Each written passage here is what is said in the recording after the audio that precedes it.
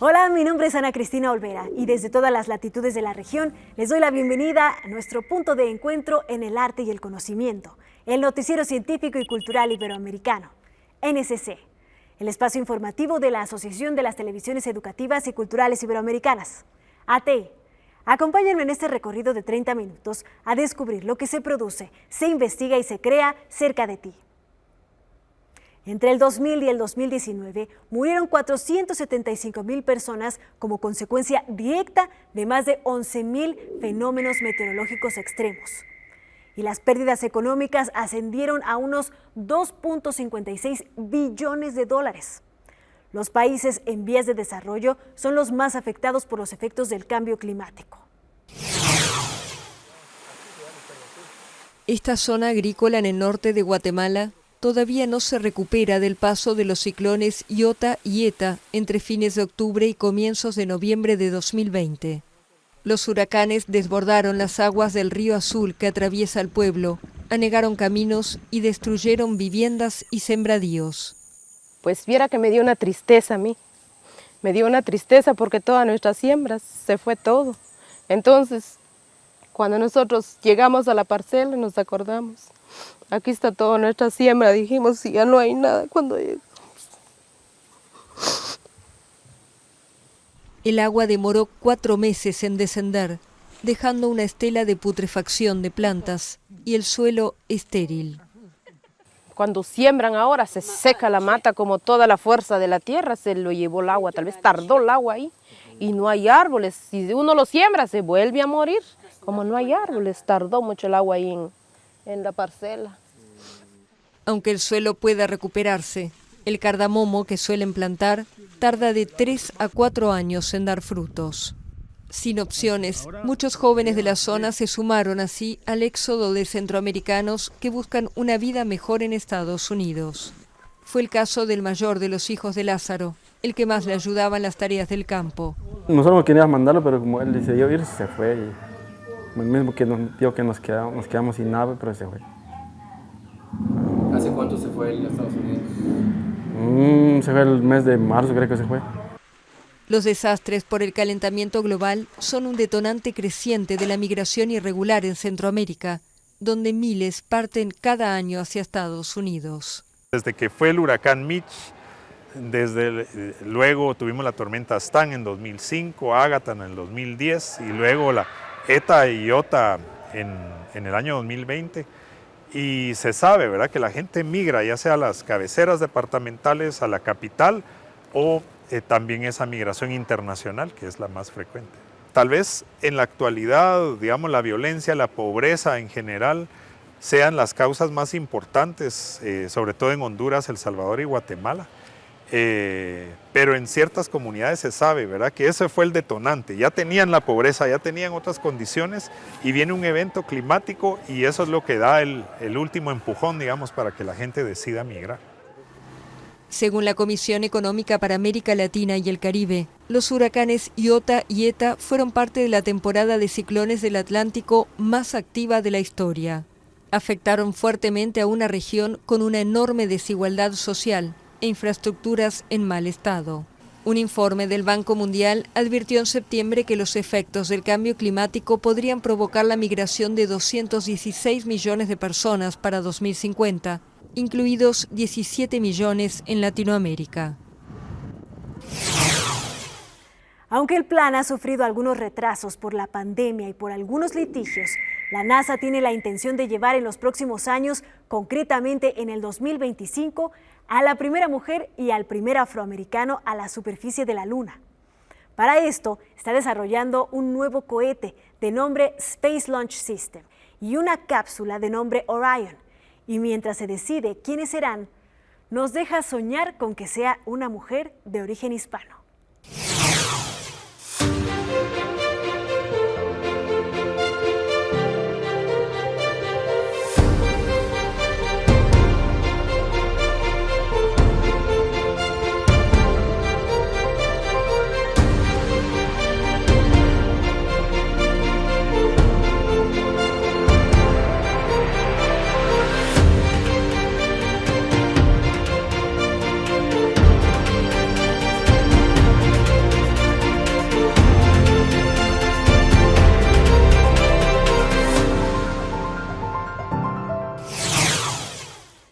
el Banco Mundial, la inclusión financiera es un factor clave para reducir la pobreza e impulsar la prosperidad.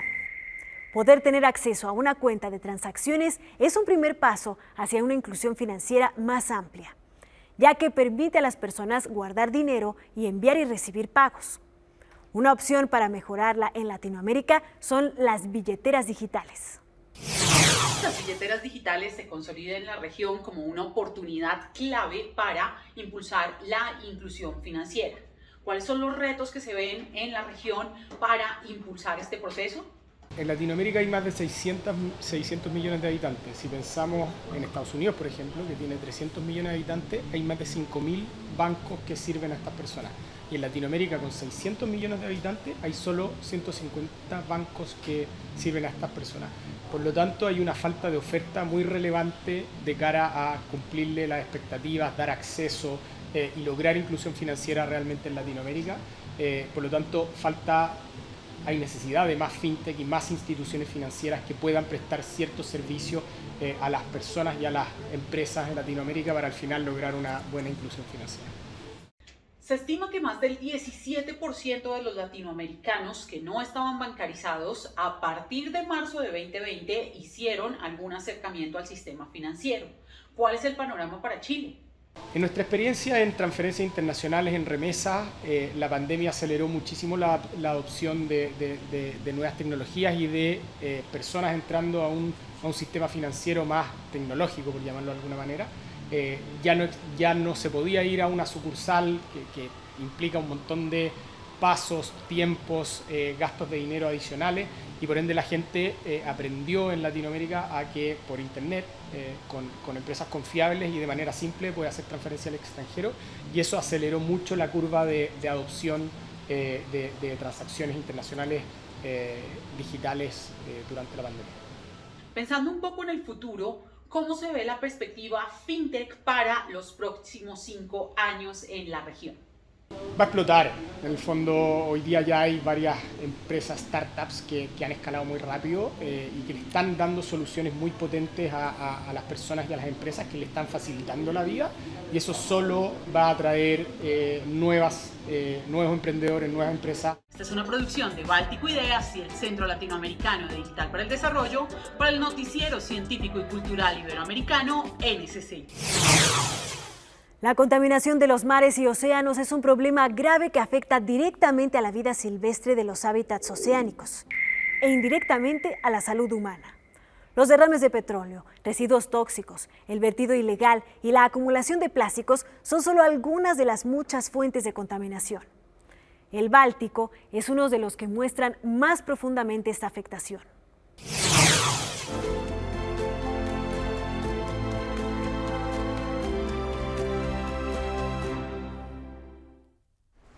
El Báltico es el mar más joven del planeta y uno de los ecosistemas más sensibles. En sus aguas, el cambio climático se percibe mucho antes que en otros lugares. Ervins Wilkins es pescador desde hace más de 35 años. Mientras recogía muestras de peces para los investigadores, ha sido testigo de los efectos del calentamiento global a lo largo de los años. Y no solamente es el tamaño de las capturas lo que está cambiando.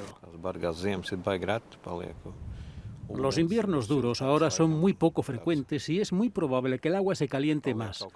Los ejemplares de peces son cada vez más variados. Por ejemplo, ha entrado en nuestra fauna un gobio redondo que antes no se encontraba en esta zona. Con las aguas del Astre se introducen diferentes tipos de cangrejos. La naturaleza cambia rápidamente y ni siquiera me refiero a pequeños microorganismos que no podemos percibir. El salmón y el bacalao, antes abundantes en el mar Báltico, son cada vez más escasos en la zona. Las especies se están extinguiendo, no solamente por la pesca excesiva, sino también porque sus lugares de desove se han reducido. Los científicos afirman que el mar Báltico, en espacios de más de 80 metros de profundidad, se considera ya una zona muerta, dado que la cantidad de oxígeno no es suficiente para los organismos vivos. Debido al cambio climático, la tasa de reposición de agua está disminuyendo, y eso crea graves problemas para un ecosistema semicerrado como el mar Báltico. Las entradas de agua a gran escala eran bastante regulares en el siglo pasado, pero en las últimas décadas han desaparecido. y ahora solamente se producen unas pocas entradas de agua de gran volumen. Básicamente, con estas entradas de agua se lleva al mar Báltico un tipo de agua más salina y más oxigenada del Mar del Norte, que supone un respiro para el medio ambiente del mar Báltico. Este descenso de entradas de agua es uno de los factores por los que está en tan mal estado actualmente. Pero no solamente el calentamiento global está matando al mar. Se enfrenta a otros impactos medioambientales. La contaminación causada por la producción industrial y la agricultura es una pesada carga para un mar tan poco profundo y pequeño. Por ello, el Báltico está reconocido como uno de los ecosistemas más contaminados del mundo. Es un poco aterrador porque no veo la manera de que la gente busque seriamente cómo preservarlo. Se trata más bien de encontrar nuevas formas de obtener algún beneficio económico. Algunos pueden decir que el calentamiento global acabará haciendo que el mar Báltico sea como el Mediterráneo, pero en realidad podría transformarlo en un lago Báltico antes que en un nuevo mar. El desarrollo sostenible debe dar cuenta de 3 grandes objetivos: el crecimiento económico, la equidad social y la sustentabilidad ambiental, los cuales se encuentran estrechamente articulados entre sí. Como tal, lo más coherente es generar planes regionales para lograr objetivos en este aspecto. Una de las formas de esta colaboración es el Congreso de Pacto Global Red Colombia. Este 2021 llega una nueva edición del Congreso de Pacto Global Red Colombia. Objetivos de desarrollo sostenible. Tenemos 4 sesiones fundamentales. Empezamos por la mañana del día 10 con conferencias de orden del sistema regional y del sistema de Naciones Unidas y para contar cómo va Colombia y cómo va América Latina en el cumplimiento de los ODS. Y una iniciativa que denominamos Unidos por los ODS, que hacemos con la Cámara de Comercio de Bogotá, Fundación Bolívar de Vivienda, Fundación Corona y Pacto Global y Valle para Todos, para que nos cuenten cómo el aporte del sector privado en el cumplimiento de los ODS, y lanzaremos como variedad nuestro programa de sostenibilidad al oído. Por la tarde tendremos cambio climático. Desde distintas partes del mundo nos van a hablar sobre visiones desde el sector empresarial y desde el sector de la academia y desde la juventud, cómo se está pensando el tema de cambio climático y cuál es el reto que tenemos. Al día siguiente trabajamos en educación y juventud. Entonces, por la mañana estaremos hablando de educación en distintos tenores, de cómo la educación es el cambiador más grande para lograr la sostenibilidad. Y por la tarde tendremos 2 salas abiertas. Una desde territorio para hablar también de integralidad, de integridad, de equidad de género y también hablar de derechos humanos y empresas. En ese orden de ideas tenemos toda una visión importante de poder encontrar visiones internacionales, una agenda llena de conocimiento, de retos y de insistir en que sí somos capaces de llegar a nuestra meta de sostenibilidad y de desarrollo sostenible. Es un evento gratuito, virtual. Esperamos tener más de 10.000 asistentes en vistas, como el año pasado. ¿Qué buscamos con ello? Primero, que haya información. Segundo, que haya formación. Tercero, que haya debate. Y cuarto, que haya participación. Esas son las claves para lograr, a partir del objetivo 17 de alianzas, lograr que entre todos, academia, medios de comunicación, gobierno, empresas, sociedad civil, gremios, cajas de compensación, cámaras de comercio, redes de pacto global a nivel mundial, todo el sistema de Naciones Unidas, entre todos aliados, logremos sacar adelante nuestro propósito de tener un mundo mejor y una agenda cumplible y factible de llegar a cabo al 2030. Y los esperamos desde las 8 de la mañana, el día 10 de noviembre, todo el día, y el día 11 de noviembre, todo el día. Usted forma parte de este gran conjunto de personas y entidades que luchamos en pro de un mundo mejor. La agricultura orgánica regenerativa es un método que pretende aumentar los recursos naturales en vez de agotarlos. Este método se apoya en los procesos naturales para reponer nutrientes, agua y el suelo para producir alimentos sanos y ricos en nutrientes. Uno de sus principios es conservar la flora local para no degradar el suelo y el ecosistema en su conjunto. Veamos cómo se aplica. ¿Cómo cultivar con éxito en una zona semiárida rodeada por un desierto donde apenas llueve y con heladas de noviembre a abril? Agricultores de la región española de Andalucía tienen la respuesta. Han ideado nuevas formas de restaurar la fertilidad del suelo y aumentar la retención de agua. Su secreto, la rotación de cultivos o la mezcla de cultivos para mejorar la salud del suelo. Fran Martínez trabaja desde 2014 con la asociación Albelal y Commonland con otros 200 agricultores. Nosotros lo que hemos hecho ha sido transformar una finca agrícola en un bosque. La única diferencia es cambiar los cultivos, los olivos por los pinos y entre medias, pues en vez de tener otro tipo de arbustos, lo que tenemos son nuestros pimientos, nuestros calabacines, nuestras berenjenas, pero el mismo ecosistema, misma biodiversidad y mismo suelo fértil. Es una agricultura, un modelo de agricultura donde no tenemos que aplicar fitosanitarios y donde la nutrición nos la aporta directamente el compost y donde se reducen todas lo que son las maniobras de campo. No habría que arar el suelo, no habría que aplicar fitosanitarios, entonces estamos hablando del manejo agrícola más sostenible a nivel económico que existe. Este grupo de agricultores trabaja en más de 6.000 hectáreas en los paisajes compartidos por las provincias de Almería, Granada y Murcia, una zona que llaman de cultivo ecológico regenerativo. El sitio arqueológico de Piedras Negras en Guatemala se encuentra en la Reserva de la Biosfera Maya de la Red UNESCO, que cuenta con importantes sitios arqueológicos y elementos tangibles e intangibles de gran importancia cultural, y constituye una valiosa ventana para el desarrollo de la cultura maya. Hoy recupera una de sus joyas históricas que se encontraba en Francia.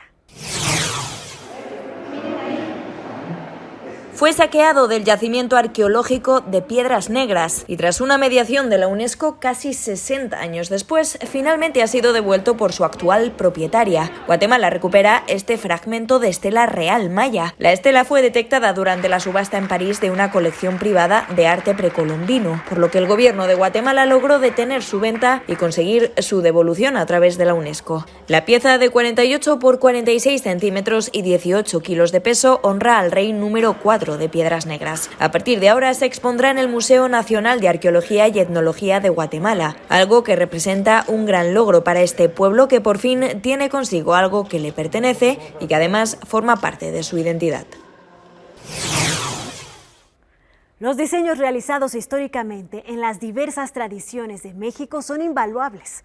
Su contexto ritual y el hecho de condensar una riquísima cosmogonía hacen de ellos patrones y motivos únicos. Por mucho tiempo, los textiles han servido incluso como lienzos del oráculo mexicano. Sin embargo, muchas marcas modernas han decidido apropiarse de estas creaciones.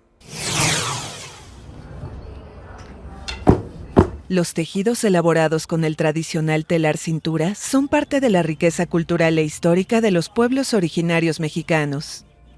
El patio de Julia Pérez, una indígena tzotzil, es el lugar donde un grupo de tejedoras hila lienzos con elegantes combinaciones en el pueblo de Sinacantán, al sur del país. Pero estas artesanas sostienen una batalla a contracorriente de la industria de la moda que replica sistemáticamente sus creaciones. Y la verdad sí nos gustaría que sí nos reconociera nuestro trabajo porque está bien hecho, está bien elaborado, está hecho con todo el corazón y además estamos trabajando con hilos que son, o sea, con materiales que son hechos en México, principalmente. No solo lo material, sino que también nuestro tiempo y también nuestras ideas, de nuestras ideas que hacemos. El grupo ha aprendido a valorar los activos intangibles de su labor gracias al contacto con otras dos mujeres citadinas, devotas del arte tradicional mexicano. Tras conocerse hace 10 años, iniciaron una amistad que derivó en el proyecto Fábrica Social, que incluye asesoría para valorar sus creaciones, diseños conjuntos y la comercialización de finas prendas. Y siento que muchas casas de moda siguen pensando que pueden hacer esto sin ningún costo y sin sin ninguna responsabilidad, ¿no? Entonces, creo que muchas casas, por ejemplo, se escudan en decir que no es apropiación cultural, sino que es inspiración, ¿no? Cuando la realidad es que eso solo nos muestra, pues, como la asimetría de poder que hay producto de los regímenes coloniales. El proyecto busca mejorar las condiciones laborales de mujeres artesanas en 6 estados del país y combatir las desigualdades del negocio. Sí, vas a invertir, es una inversión en un proyecto en el que crees, en un trabajo en el que crees, y te va a durar, no sé, 10, 15, 20 años, probablemente lo vas a poder heredar, ¿no? Y tuvo un impacto positivo en algún lugar. Desde 2019, el gobierno mexicano ha exigido explicaciones públicas a diseñadoras como la venezolana Carolina Herrera y la francesa Isabel Marant, además de marcas como Zara, Rapsodia o Anthropologie, por la apropiación cultural indebida de elementos indígenas en sus creaciones. Fábrica Social es uno de los varios proyectos convocados por el Ministerio de Cultura mexicano para la plataforma Original, que busca rescatar sus experiencias para impulsar colaboraciones éticas entre grandes empresas y artesanos, respetando sus derechos colectivos y creativos. La reactivación de las salas de teatro se está dando en diferentes condiciones a lo largo del mundo. Mientras en Estados Unidos, Francia e Italia los espectadores necesitan presentar el certificado de vacunación para asistir a los espectáculos, otros como España o Reino Unido no lo exigen. Sin embargo, la música y el espectáculo por fin continúan en recintos también en Iberoamérica. Los sonidos de los violines, las violas y los chelos nos transportaron de la Italia barroca a la Argentina de los años 70 a través de 2 grandes obras de la música clásica, Las 4 Estaciones. Y nos nació venir porque a la niña Valentina, que tiene 9 años, le gusta mucho el violín, la música de violín.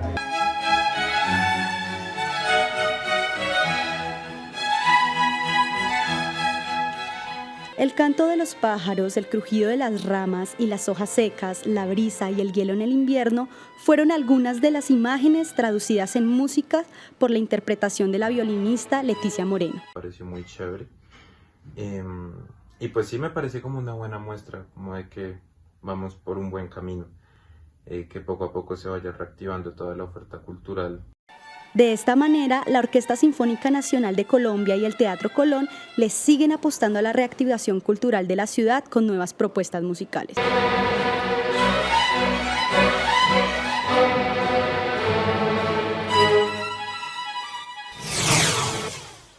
Gracias por habernos acompañado en este viaje informativo del Noticiero Científico y Cultural Iberoamericano, NSC.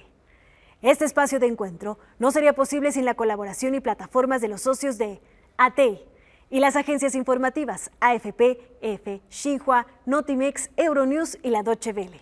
Si quieren saber más, podemos estar comunicados a través de la web en noticiasnsc.com. Y las redes sociales nos encuentras como @NSC Iberoamérica, en Twitter, Facebook, Instagram y Dailymotion. Yo soy Ana Cristina Olvera y los espero en una próxima emisión.